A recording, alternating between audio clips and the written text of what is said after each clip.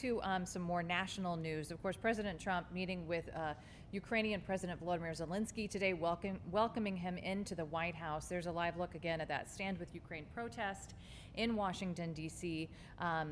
So that's going on currently. We've got possibly a 1:30 event with President Trump and with Mr. Zelenskyy coming up. We'll bring that to you live. But first, let's send it over to Paris Schatz. Paris, I assume you listened to some of this. It was what, 20, 30 minutes long?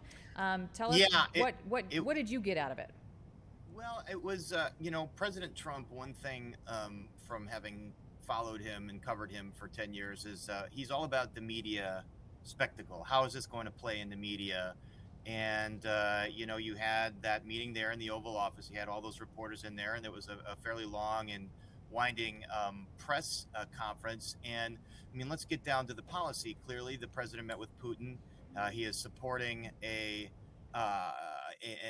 path to peace that would involve Ukraine giving up a region.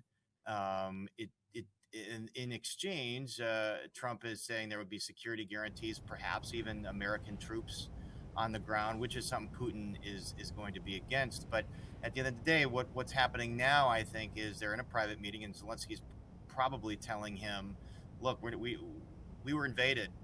We have autonomy here. We don't want to give up a region. We don't think that should be the grounds for peace. And it probably would ask Trump to be harder on Putin, who did initiate the war. And then you've got European leaders. I mean, this was a very hastily arranged meeting because of what happened on Friday with Trump and Putin, because Europe also does not want Ukraine to have to cede that kind of territory, because someone like Putin, I think history has determined that you can't really take him for his word. You have to be very skeptical to see what his ulterior motive is, and to see, he has said in the past he doesn't believe Ukraine should exist as a separate independent country. So I think you still have to sort of assume that's the way Putin is thinking. And so, a lot could happen in the next few hours. When do we find out? How quickly do we find out what's being said right now? I think we found out quickly last week because that meeting didn't go so well, apparently. There weren't a lot of things agreed on, and so they adjourned without even doing a post-lunch meeting. So it's the same thing here. If they adjourn quickly, it sounds like they probably don't have they don't have a meeting of the minds here. If it goes on longer, then maybe you would think that they're hashing out the contours of some kind of agreement. But this is a very delicate walk. There's a big gulf between what Putin wants and what Zelenskyy wants. And what during the press conference, I heard President Trump saying, Mr. Putin, he's going to come out looking good. Mr. Zelenskyy, you're going to come out looking good. And I, Donald Trump, am not going to come out looking good. Thoughts to that comment? Well, that was in response to a question from a friendly, let's say, influencer who, there are more influencers now in the press corps, who asked him, why does the media keep bashing you for certain things? And he claimed that the media was being unfair for maybe being critical of what happened in Alaska, inviting Putin rolling out the red carpet onto American soil, and Trump. Obviously, it's an obsession to see how he gets portrayed in the media with him. That's always been the case, even from his time before being president. And, scrutiny comes with the job. Got to be able to handle it. And the president used that opportunity to complain that whatever deal he cuts, it could be Ukraine looks good, Russia looks good, but someone will complain that Trump gave away the store or something like that. So that's what he was referring to. Have you been speaking to locals about this meeting and about what happened on Friday, what's happening right now in Washington, D.C., and what are they saying? Yeah, I've spoken to a few foreign policy folks that have their expertise over the years has been this region. One of them, Cecile Shea, who I'm going to have on Paris on Politics tonight, said she doesn't fault Trump for making the attempt to have a meeting with Putin. But is not sure what exactly came out of it. And at the end of the day, it has to be an agreement, maybe brokered by Trump or brokered by Europe, but has to be an agreement that's agreed to by Zelenskyy and by Putin. And Trump saying that he's going to call Putin right after the Zelenskyy meeting.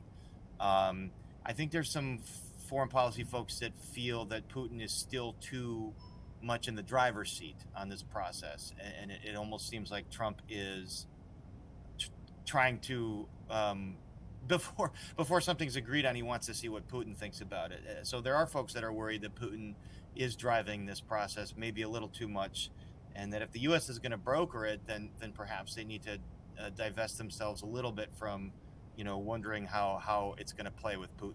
Because when you talk about optics, what does it say that we first met with Putin, we meaning President Trump, met with Putin before meeting with Zelenskyy one-on-one again?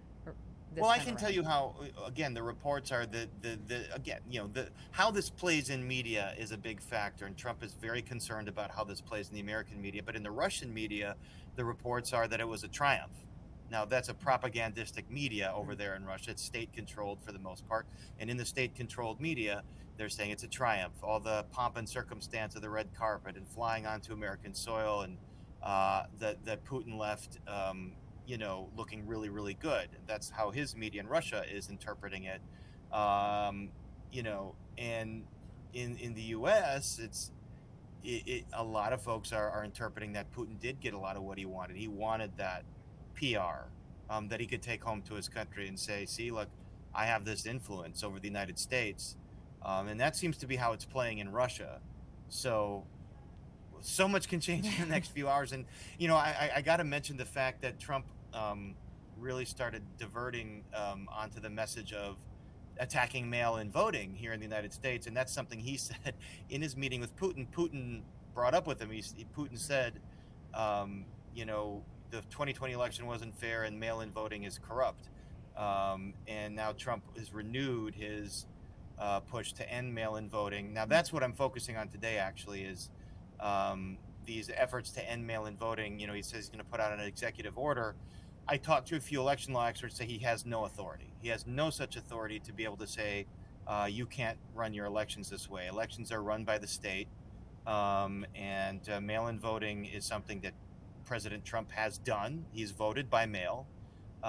His supporters have voted by mail. There are states that do universal mail-in voting, and the Constitution outlines the power to administer elections to the states. And in Illinois, it's very decentralized. It's each local county basically kind of runs it, and the state board of election kind of synthesizes all that.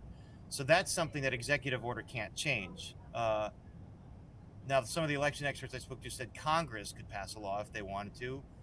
That law could be challenged.